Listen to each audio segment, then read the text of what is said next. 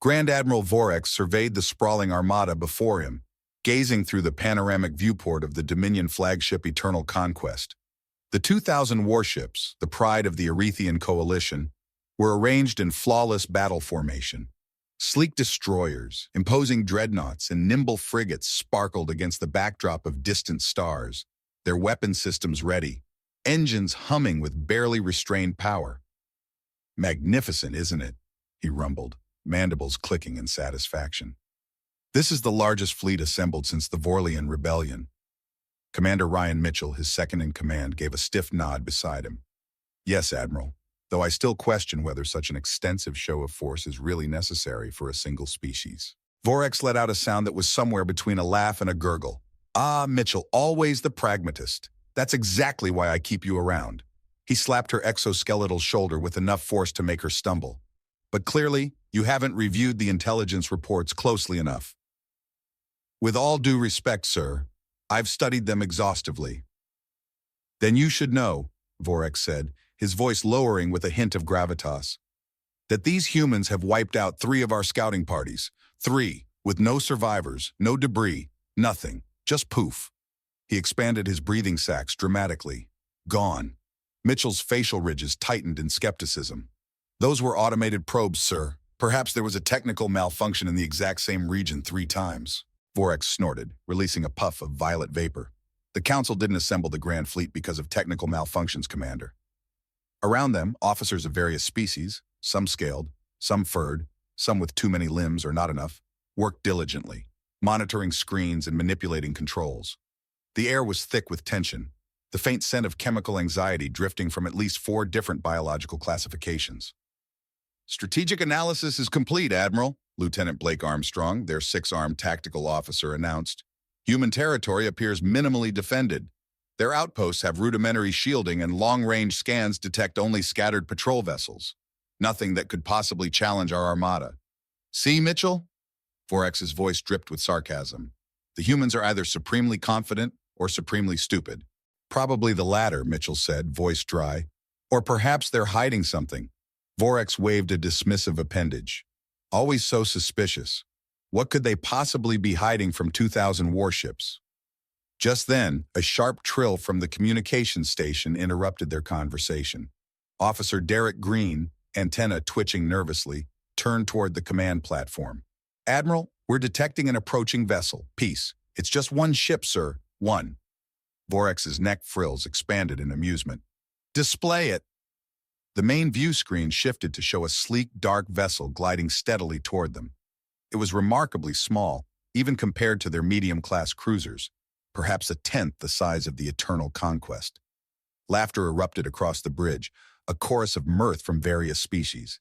Even Mitchell's mandibles twitched in what could only be described as a smile. "They sent 1 ship," bellowed one officer, slapping his command console. "1 against our entire fleet? Oh, this is rich. The humans are even more delusional than our intelligence suggested." Only Lieutenant Blake Armstrong remained serious.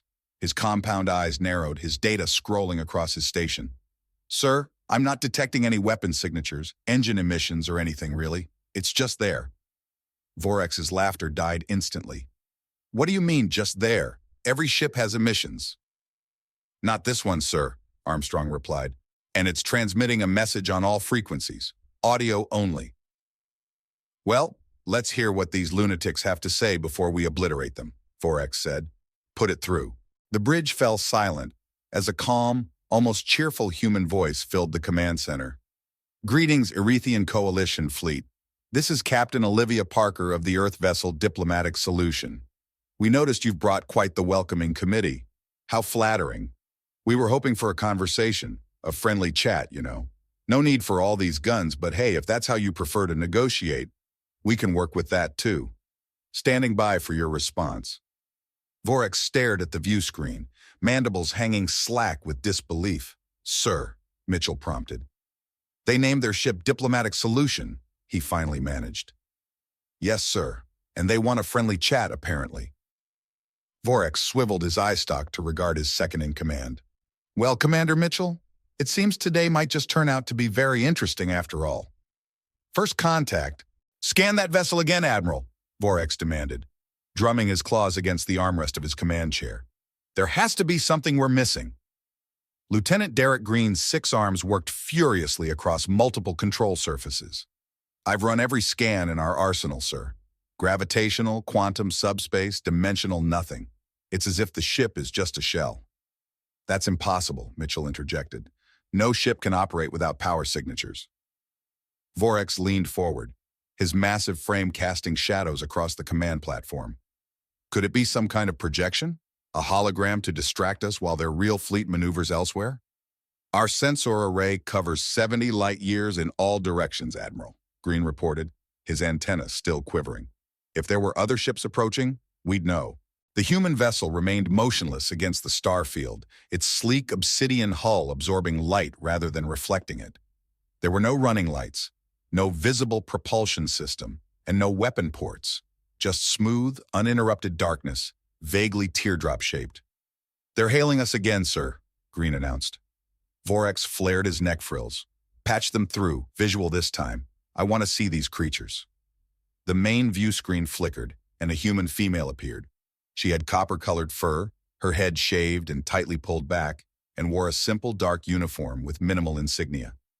Behind her, a few control panels and screens formed a strangely sparse command center, manned by perhaps 5 other humans. For the flagship of a supposedly advanced species, the site seemed absurdly understaffed. Finally, she spoke. Was starting to think you were giving me the silent treatment, Captain Olivia Parker of the Diplomatic Solution remarked, her expression suggesting amusement. I've got to say, that's quite the armada you've assembled. Overcompensating for something? A ripple of gas escaped from the bridge crew of the Erethian Coalition at her words. Even Mitchell, typically reserved, betrayed her surprise as her mandibles clicked in disbelief. Vorex recovered swiftly, standing at full height. I am Grand Admiral Vorex Thol of the Erethian Coalition. You've violated our sovereign space and destroyed our reconnaissance probes. These actions are acts of aggression against our people. Surrender now or face immediate annihilation. The human captain tilted her head slightly, her voice tinged with surprise. Wow, you guys really jumped straight into threats, huh? No hello or how's your day? Just straight to boom, annihilation? She sighed dramatically. For the record, we didn't destroy your probes. We simply redirected them. They're fine, just taking a detour home. Should be back in 87 years. Apologies, our calculations were a little off. Vorex began to speak, but Captain Parker interrupted with a raised hand. Look, Admiral Thol, right? We get it. There's been a misunderstanding. That's why we sent Diplomatic Solution instead of sending something a little less friendly. We're new to this galactic neighborhood, and we clearly got off on the wrong foot. 2,000 warships are hardly a misunderstanding, Mitchell cut in sharply. It's a response to what we perceive as hostile actions. Parker cheerfully added, Oh, hello, and you are? Commander Ryan Mitchell, First Officer of the Dominion Fleet, Mitchell responded with a formal tone. Pleasure to meet you, Commander. You seem much more reasonable than your boss. Parker winked, her facial muscles contorting in a way that left Vorex confused. How about this? I suggest a meeting, a small delegation from your side to come aboard our vessel. No weapons, no tricks. We even have refreshments. Our chef makes these little pastries that are absolutely divine. Laughter erupted across the bridge. You expect us to board your ship while you're surrounded by our entire fleet? Do you think we're fools? Not at all, Admiral, Parker responded. I think you're cautious, smart even. But sometimes diplomacy requires a little trust.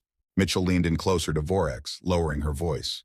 Sir, this could be an opportunity to gather intelligence. Their ship seems defenseless. Vorex considered this. Or it could be a trap, he countered. A trap? Parker laughed, sounding incredulous. Against 2,000 warships?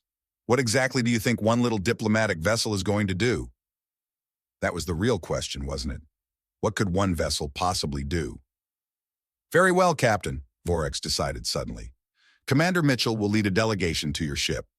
But know this, any treachery will be met with swift and overwhelming force. Parker grinned widely. Excellent. We'll prepare the conference room. Oh, and Admiral, just so you know, do any of your delegates have dairy allergies? It's important for the refreshments.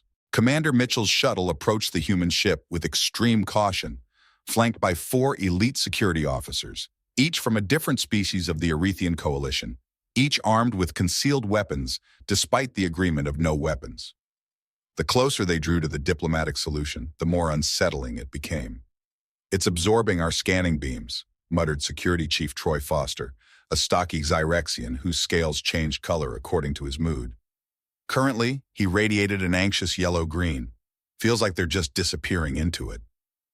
"Maintain course," Mitchell ordered, trying to ignore the discomfort growing in her thoracic cavity. Through the viewport, the human vessel looked like a void in space, not reflecting any starlight, not emitting any energy, just existing. A sudden circular portal illuminated on the side of the ship. "Receiving docking instructions," the shuttle pilot announced. "Surprisingly compatible with our systems," Mitchell responded dryly. "How convenient." The shuttle glided into the docking bay with unnerving precision, as though guided by unseen hands. When the bay repressurized, Captain Parker was there to meet them, flanked by only 2 officers, both unarmed, both with that disconcerting human smile that showed too many teeth. "Commander Mitchell, welcome aboard the Diplomatic Solution." Parker extended a hand but retracted it awkwardly upon noticing Mitchell's clawed appendages. "Right, sorry. I've been brushing up on species-specific greeting customs, but the Arethian Coalition has so many members. For some I shake hands, for others I bow, and for a few I'm supposed to emit certain pheromones which, frankly, I'm not equipped to do." Mitchell's antennae twitched. "Captain Parker, let's dispense with the pleasantries. Why are you in Arethian Coalition space, and why did you interfere with our probes?" "Straight to business," Parker smiled. "I like that. Let's talk while we walk. The conference room is just this way. Don't worry about your shuttle, it's safe in our bay." As they walked through the ship's corridors, Mitchell couldn't help but notice how sparsely populated it seemed. They passed only 3 other humans, all engaged in mundane tasks. For a vessel capable of redirecting probes and evading scanning techniques, the crew complement seemed absurdly small.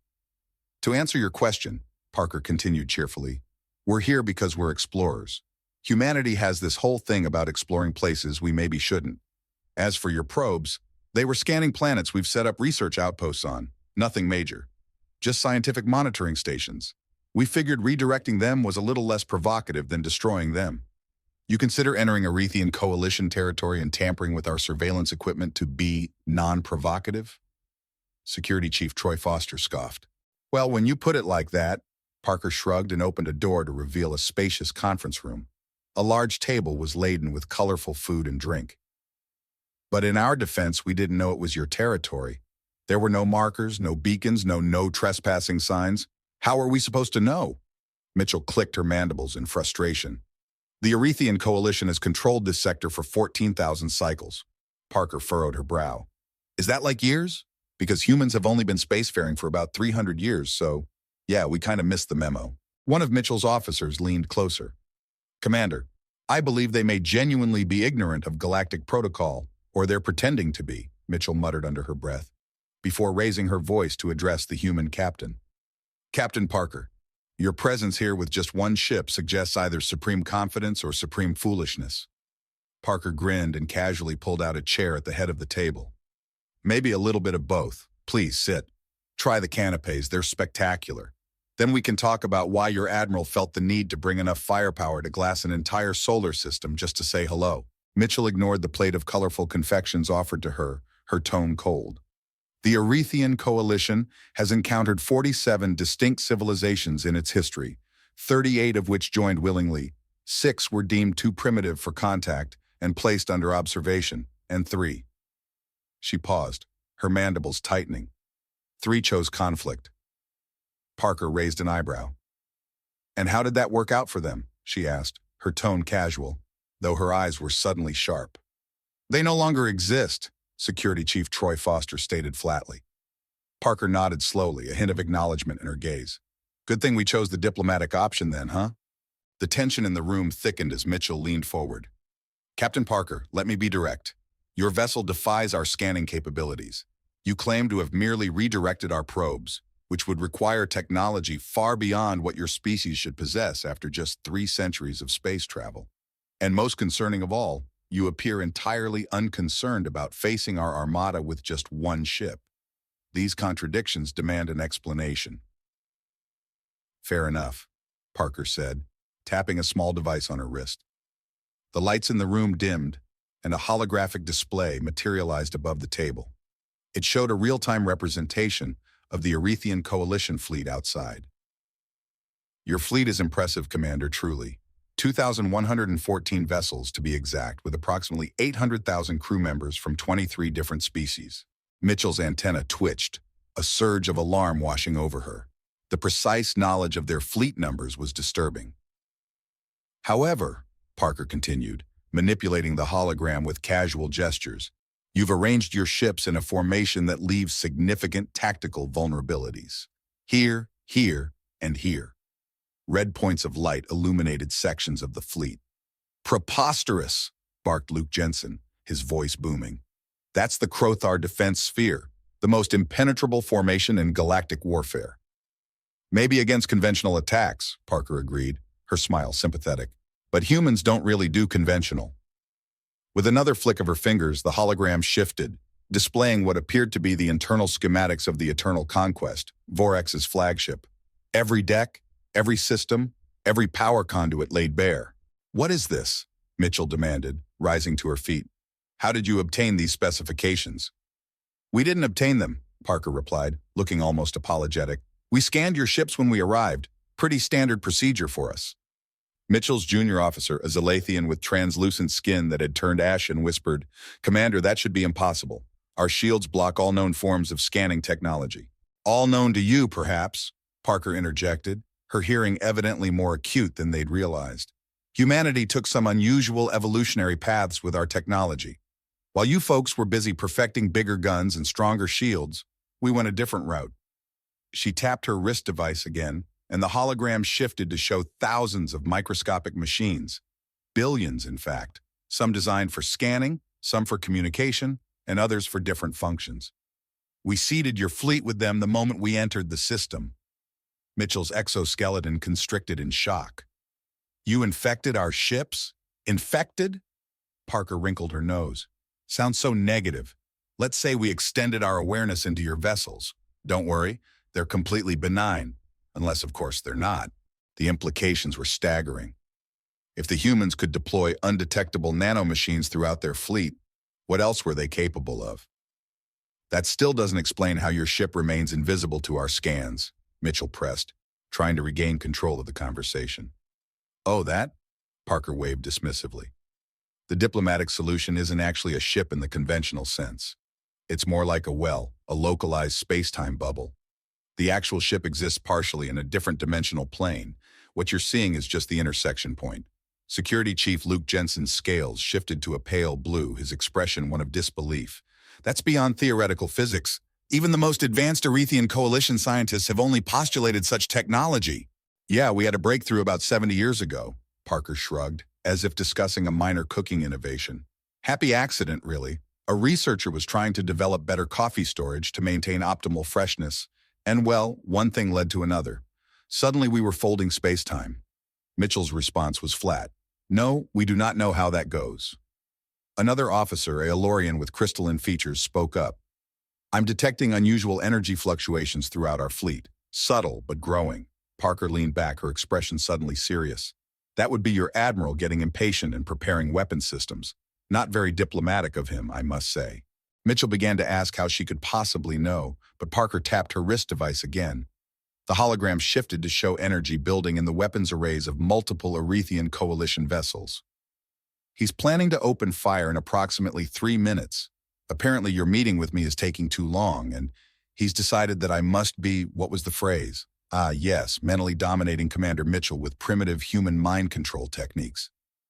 She actually laughed at this. Mitchell's communicator chimed, confirming Parker's claim. The human captain sighed, gathering a few of the colorful pastries and wrapping them in a napkin. Well, looks like our pleasant chat is about to be cut short, shame. I was just getting to the good part, Mitchell said, suddenly afraid of the answer. The part where I explain why we only needed to send one ship. Commander Mitchell, I'm afraid we'll have to expedite our negotiations, Captain Parker replied, standing so abruptly that 2 of Mitchell's security officers instinctively reached for their concealed weapons. Your admiral just gave the order to power up the main cannon on your flagship. Mitchell's communicator buzzed insistently, and she activated it, keeping her compound eyes fixed on the human captain. Mitchell here. Commander, return to the flagship immediately.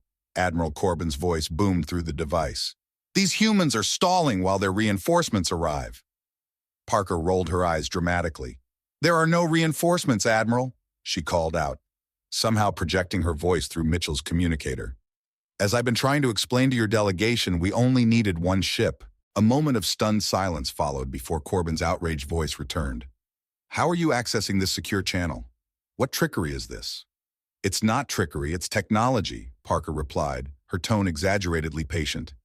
And if you'd stop preparing to fire on my vessel, we could continue our productive conversation. You dare give me orders?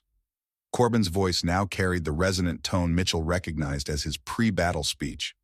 The Erethian Coalition does not negotiate with primitive species who violate our territory. You have 10 microcycles to surrender before we open fire. Parker glanced at Mitchell with a look that conveyed both amusement and disappointment. Is he always this dramatic? Before Mitchell could respond, Parker addressed the communicator again. Admiral Corbin, I strongly advise against hostile action for your own safety. Laughter echoed through the communicator, not just from Corbin, but seemingly the entire bridge crew joining in. Safety? You threaten our safety with what, your one tiny vessel? Last warning, Parker said simply. Her playful demeanor suddenly evaporated, replaced by a colder edge. When Corbin's only response was more laughter, she nodded to herself. Very well, she said, turning to Mitchell and her delegation. You might want to brace yourselves. This can be a bit disorienting the first time. What can be? Security Chief Troy Foster began, but his question was cut short as a strange sensation washed over them. The conference room seemed to shift, the walls momentarily becoming transparent for a fraction of a second. Mitchell could see through the hull of the ship out into space where the Erethian Coalition fleet hung in perfect formation. Then reality reasserted itself, with a subtle but distinct tug. The room solidified again, and Captain Parker was tapping at her wrist device. Sorry about that, she said casually. Just had to make a small adjustment to our dimensional alignment. Now where were we? What have you done? Mitchell demanded, her voice a mix of shock and anger. Just a minor demonstration, Parker replied, as if she were discussing something mundane. I could explain the physics, but I'm not sure you'd understand. What? Corbin's voice screamed through the communicator, panic evident in every syllable. Just a little demonstration, Parker repeated casually. If you'd stop preparing to fire on my vessel, we could continue this conversation. The Erethian Coalition fleet had opened fire. Thousands of energy beams, plasma bolts, and quantum torpedoes converged on the single human ship. Mitchell rushed to the view screen on the conference room wall, which now displayed an external view of space. The entire Erethian Coalition fleet was unleashing its firepower, all converging on the tiny human vessel. Captain, we must get to the escape pods, Mitchell urged, genuinely concerned for the human safety, despite their adversarial position. Parker just shook her head, watching the incoming barrage with mild interest.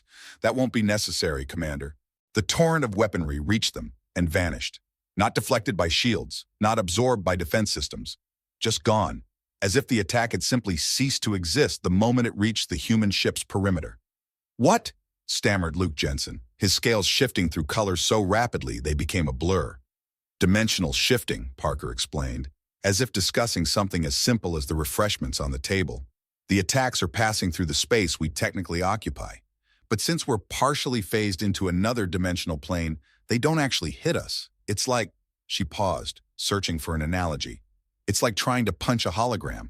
The Erethian Coalition fleet continued its assault, pouring enough firepower into the void to destroy a small moon.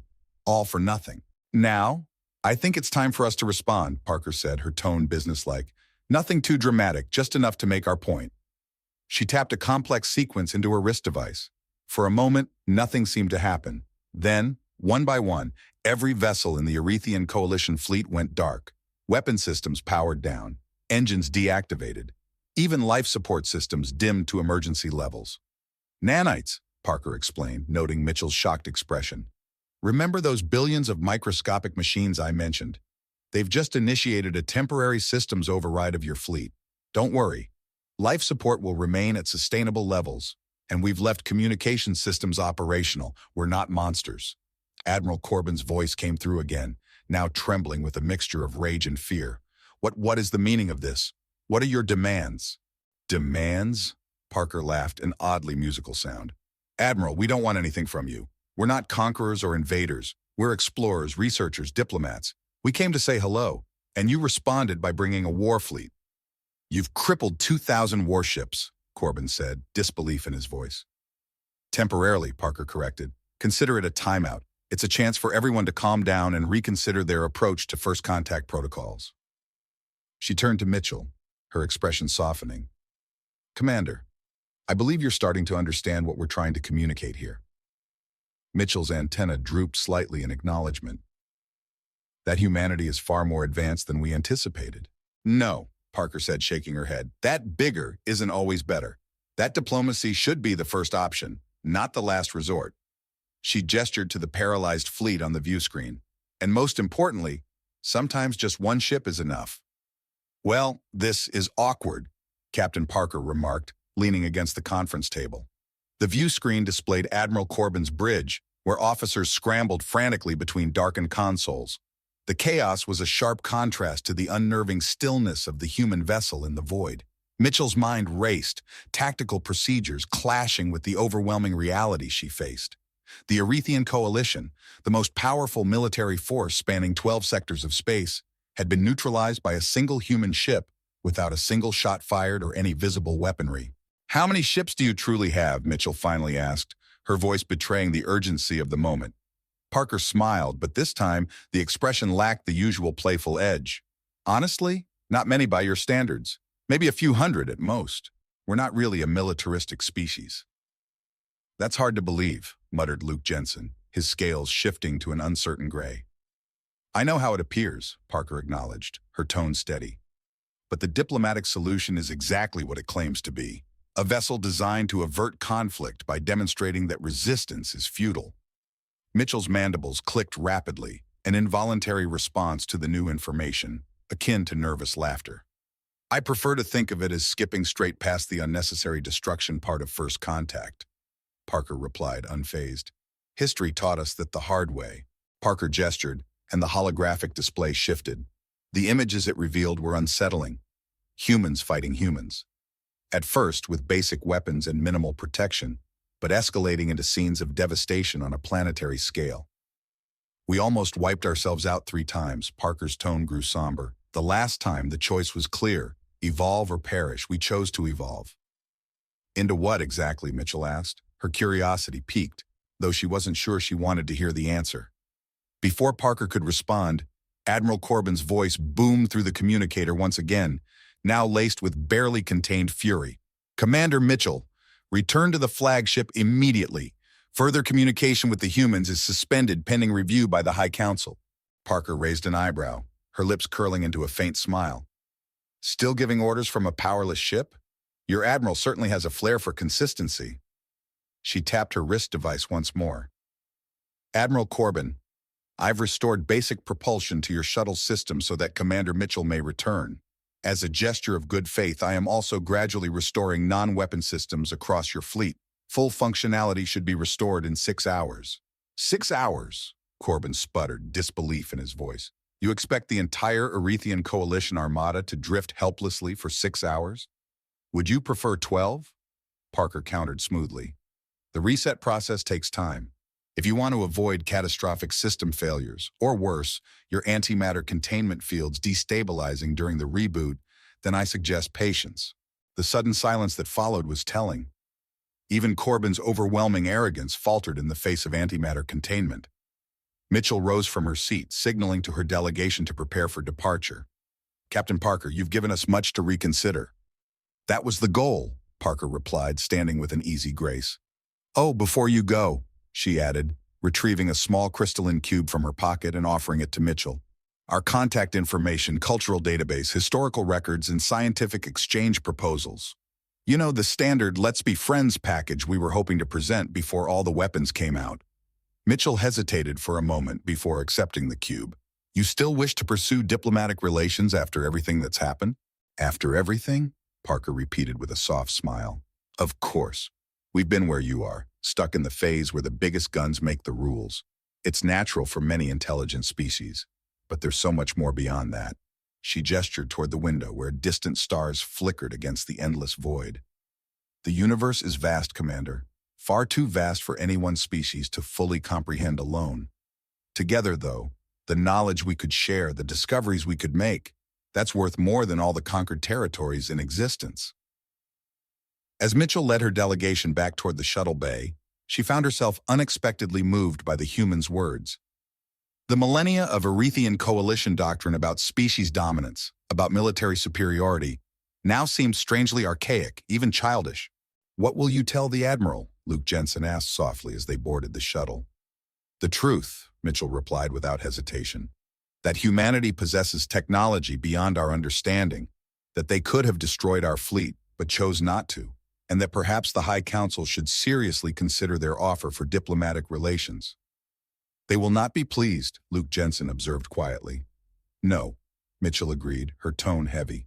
"They will not." 3 cycles later, Mitchell stood on the observation deck of the Erethian Coalition diplomatic station Harmonic Convergence, watching as a sleek human vessel, Peaceful Overture, not the diplomatic solution, docked with the station. After days of heated debate, the High Council had finally agreed to formal talks with the humans.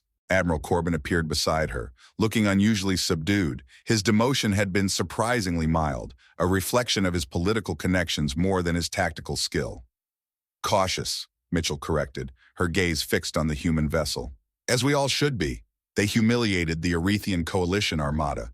Corbin's throat vibrated with a low growl. "They made us look weak.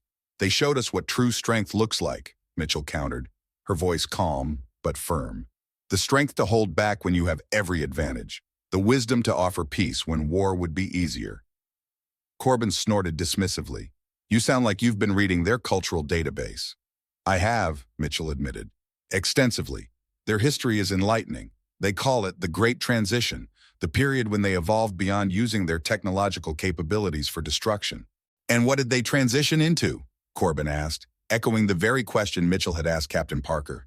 Mitchell's compound eyes focused on the approaching human delegation, led by Captain Parker, who was now dressed in formal diplomatic attire. "Something we could become," she said quietly, almost to herself, "if we're wise enough to learn from them." "They've offered to share some of their technology," Mitchell continued. "Not weapons technology, of course, but medical applications, sustainable energy, faster-than-light communication systems in exchange for what?"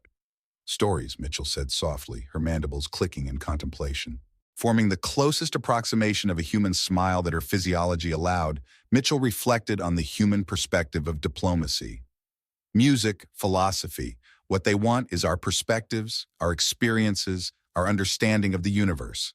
They call it the Great Exchange. "Absurd," Corbin muttered under his breath. "No species would trade advanced technology for cultural discussions." "That's what makes them different," Mitchell replied thoughtfully. "And potentially, what makes them one of the most valuable allies the Erethian coalition could ever hope for." As the airlock cycled open and the human delegation stepped through, Mitchell straightened her back. The weight of the future of interspecies relations felt heavy, yet she found herself feeling an unexpected sense of optimism. "Before we left their ships, Captain Parker told me something," she said quietly to Corbin. "She said humanity learned long ago that the most powerful force in the universe isn't antimatter cannons or dimensional shifting technology." "Then what is it?" Corbin asked, his tone skeptical. "Cooperation," Mitchell replied firmly, stepping forward to greet the humans. "They believe that when different perspectives come together, they can solve problems that no single species could ever face alone." As Mitchell extended her clawed appendage to meet Captain Parker's outstretched hand, she couldn't help but feel a surge of thought. Was this the beginning of a new era for the Erethian coalition? One where the size of the fleet wasn't always the solution? Perhaps sometimes just one ship was enough. One ship carrying not weapons, but an idea powerful enough to reshape the very course of galactic history. The idea that true strength and wisdom weren't measured by the number of ships in one's fleet, but by the ability to look beyond conflict, to see the endless possibilities that lay on the other side of understanding. The humans called it diplomacy, and perhaps, at long last, it was time for the Erethian coalition to truly learn what that meant.